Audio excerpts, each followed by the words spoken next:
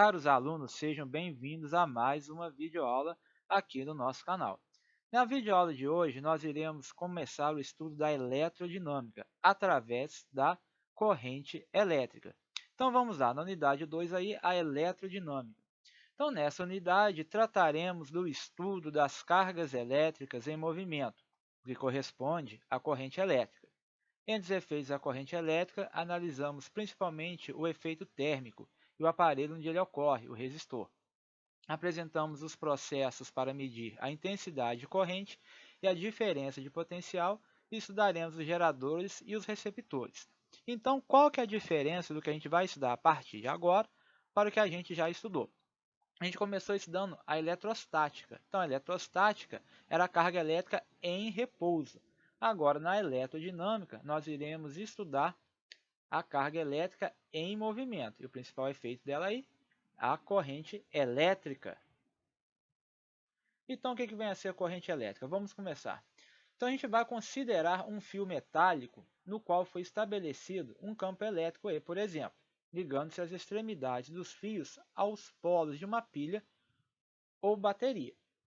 Então, olha aí na figurinha, a gente tem uma lâmpada ligada a uma pilha, um interruptor que liga e desliga.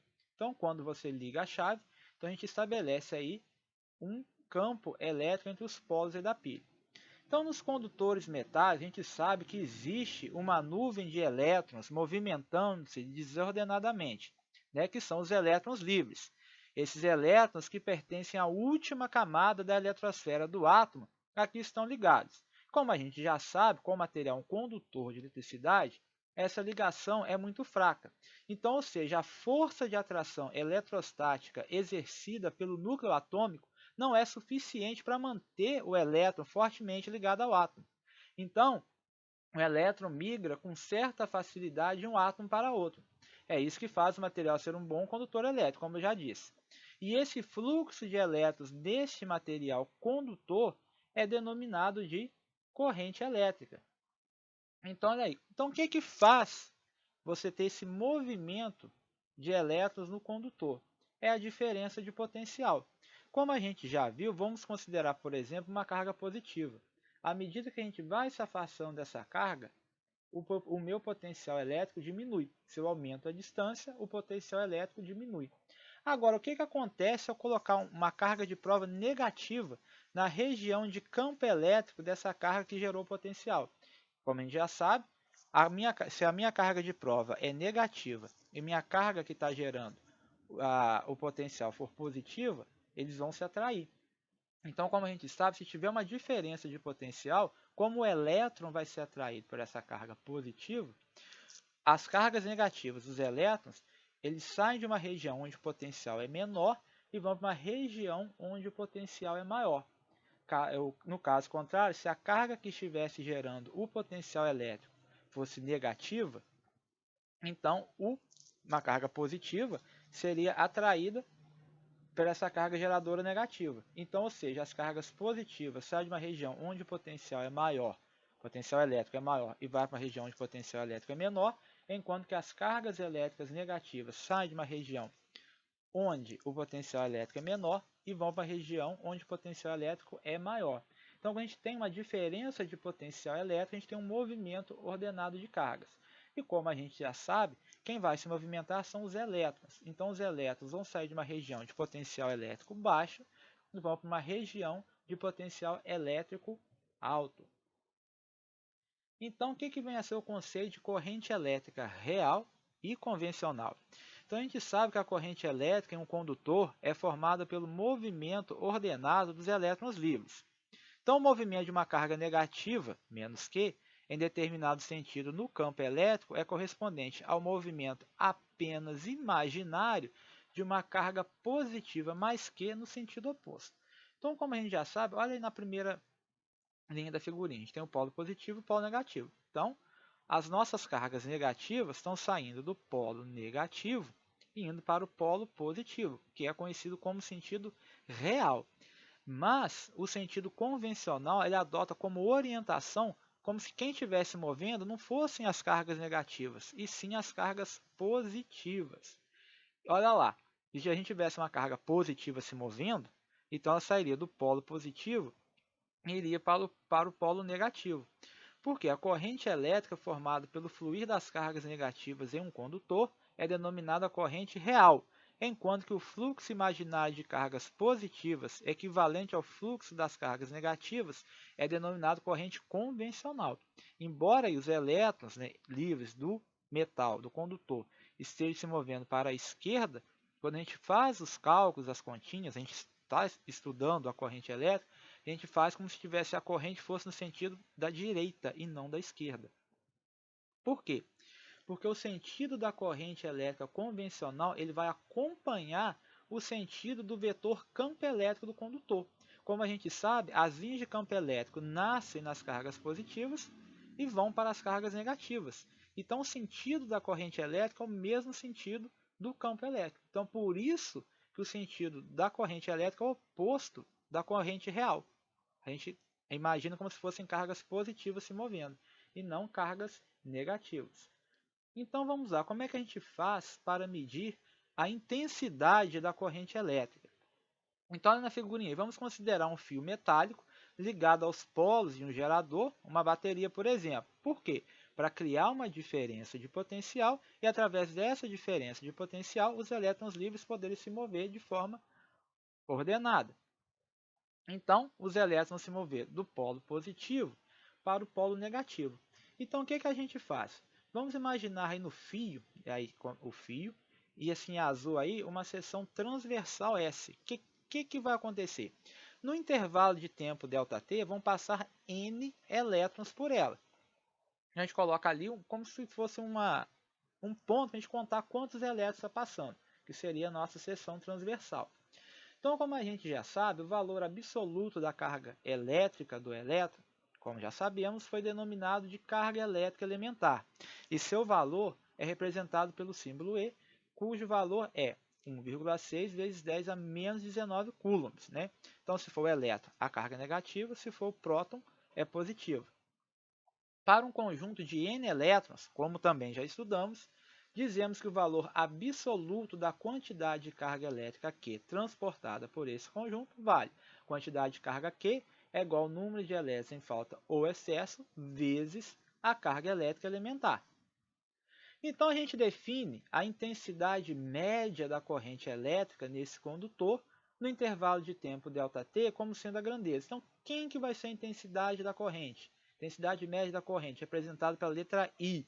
Então, a corrente elétrica I, M de média, é igual à quantidade de carga elétrica que está passando nessa seção transversal do condutor, dividido pelo tempo que a gente marcou ali.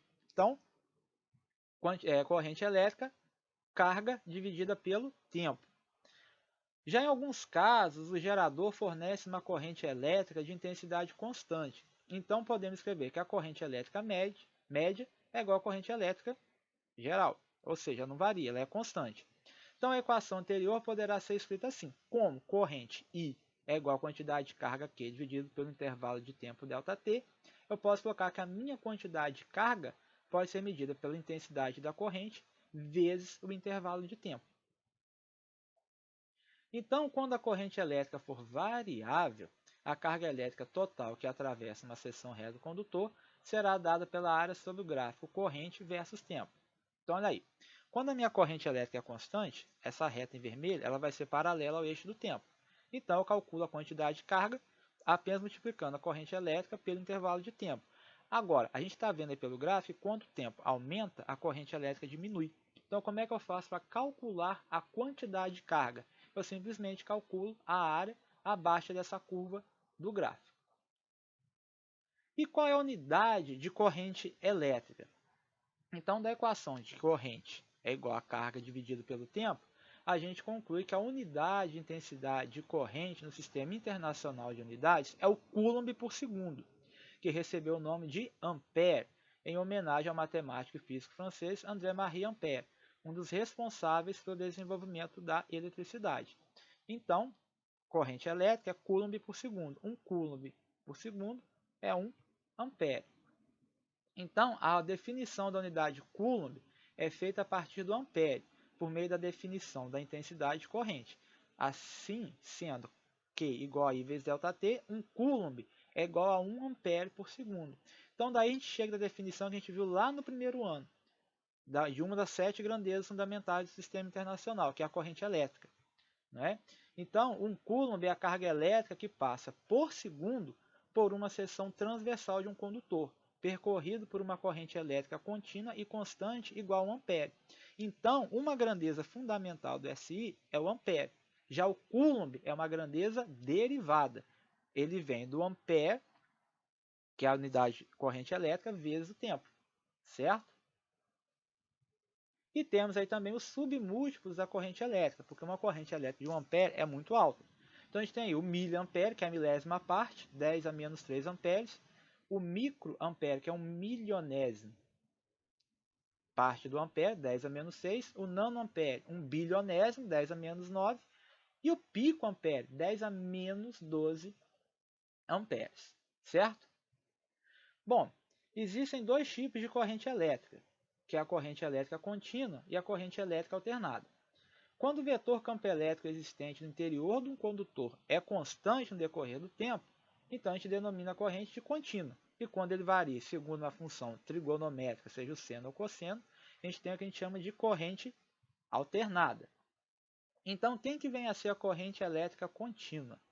A corrente elétrica contínua possui sempre uma intensidade constante ao longo do tempo. Então, a intensidade da corrente média ela é constante. Então, as correntes contínuas são fornecidas, por exemplo, pelas pilhas, né, aquelas que a gente usa em lanterna, rádio, ou também pelas baterias, né, como a bateria de um automóvel. Então, se você olhar o gráfico aí, à medida que o tempo passa, a corrente tem um valor constante, ela não varia. Já a corrente elétrica alternada, ela varia a sua intensidade em função do tempo, de forma senoidal, ou seja, sua curva ali é uma senoide, uma função seno. No Brasil, a alternância tem frequência de 60 Hz, ou seja, ela varia 60 ciclos por segundo. Em um segundo, ela sobe e desce 60 vezes. E nos terminais das tomadas das nossas casas, nós temos uma corrente alternada. Então, o sistema de distribuição de eletricidade que a gente tem aqui no Brasil é corrente alternada, não é uma corrente contínua. Vamos agora resolver alguns exemplos para ilustrar o que a gente aprendeu aí na aula de hoje.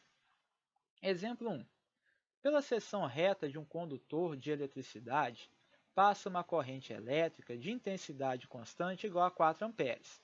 Vamos determinar a carga elétrica transportada pelos elétrons durante um intervalo de tempo de 2 segundos. Então, o que o problema nos deu? Ele nos deu que a intensidade da corrente I vale 4 amperes, intervalo de tempo 2 segundos. E ele quer saber a quantidade de carga que passou nesse intervalo de tempo. Então, a gente quer saber o quê? Então, o que a gente sabe? A gente sabe que a corrente elétrica I é Q sobre ΔT. Como a intensidade da corrente aí é constante, eu posso escrever que Q é igual a I vezes ΔT. Como o I vale 4 amperes e o T 2 segundos, 4 vezes 2, 8. Ampere vezes segundo, coulomb. Então, qual a quantidade de carga que passa aí pelo condutor no intervalo de tempo de 2 segundos? 8 coulombs, certo? Exemplo 2. Pela seção transversal de um condutor passaram 2 vezes 10 elevado a 22 elétrons, durante um intervalo de tempo de 16 segundos. Sendo E igual a 1,6 vezes 10 a menos 19 coulombs o valor da carga elétrica elementar, determine. Letra A. A carga elétrica que atravessa o condutor. Então vejamos aí. O que nós temos? Ele nos deu o valor da carga elétrica elementar, 1,6 vezes 10 a menos 19 coulombs, e o número de elétrons que passaram pelo condutor nesse intervalo de tempo, 2 vezes 10 elevado a 22 elétrons. Então, como é que eu faço para calcular a carga elétrica que atravessou o condutor? Eu sei o quê? Que Q é igual a N vezes E, o número de elétrons vezes a carga elétrica elementar. Substituindo esses valores, o que eu tenho? Meu N, 2 vezes 10 elevado a 22, e o E, 1,6 vezes 10 a menos 19 coulombs. Multiplicando aí, 2 vezes 1,6, 3,2. 10 elevado a 22 vezes 10 elevado a menos 19, multiplicação de potências de mesma base, repete a base, no caso aí subtrai o expoente, o 19 está negativo. 22 menos 19, 3. Ficou negativo porque passaram elétrons ali. Então, a quantidade de carga ali menos 3,2 vezes 10 ao cubo coulombs, certo? Letra B. Qual a intensidade média da corrente elétrica? Então, para eu calcular a intensidade média da corrente elétrica, eu preciso da quantidade de carga que passou no condutor e o intervalo de tempo que essa carga demorou para passar. Então, o que eu tenho? Quantidade de carga 3,2 vezes 10 ao cubo. Por que eu tirei o sinal de negativo? Eu só estou interessado no módulo da carga que passou. Então, não importa se é positivo ou negativo. Então, a quantidade de carga que passou foi 3,2 vezes 10 ao cubo coulombs. O intervalo de tempo que essa quantidade de carga aí demorou para passar foi de 16 segundos.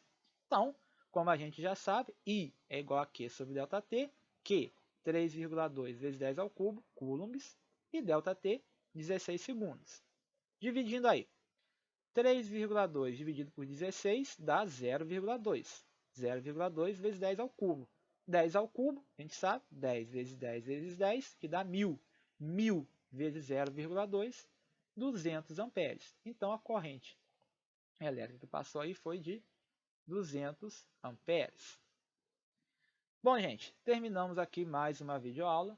Agora façam aí as atividades do PET, a leitura do livro didático e até a próxima aula, pessoal.